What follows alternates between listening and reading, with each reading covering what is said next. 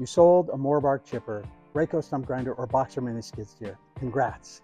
For the sake of this video, I'll assume you've already handled the invoice and other paperwork from your dealership with all the financing and payment details, and now you're ready to deliver the equipment.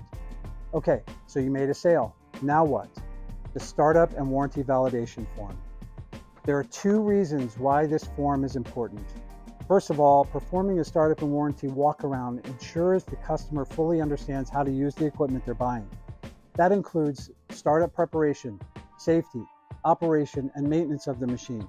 The other reason this form should be done is that it's used as a notification to Morbark to start the warranty on the customer's new machine and engine, and it triggers Morbark to send a follow-up survey about the startup to the customer. Guys, these machines work really hard every day, so you'll want to ensure it's got warranty coverage. The startup and warranty validation form, that's going to make sure it is covered. Now keep in mind, there's a different form specific to each family of machines. So Morbark chippers, Rayco stump grinders, and boxer mini skid steers, they're all available from our dealer portal, or you can ask a regional sales manager to send PDFs to you. This next part is really important. The startup warranty validation form needs to be filled out by both the sales rep performing the startup and the customer or operator being instructed. A properly dated startup warranty validation form must be completed, signed by the purchaser, and returned to Morbark within 7 days of the startup in service of the equipment. Again, you want to make sure that it's covered if it needs service. Now, when I do these walkarounds, I usually ask the customer to have as many of their people present as possible. The more people who understand how to safely and properly use the equipment, the better. Plus, if you're a new sales rep, the startup and warranty validation form is a great confidence boost because it's an easy to follow check sheet that'll guide you through the entire process.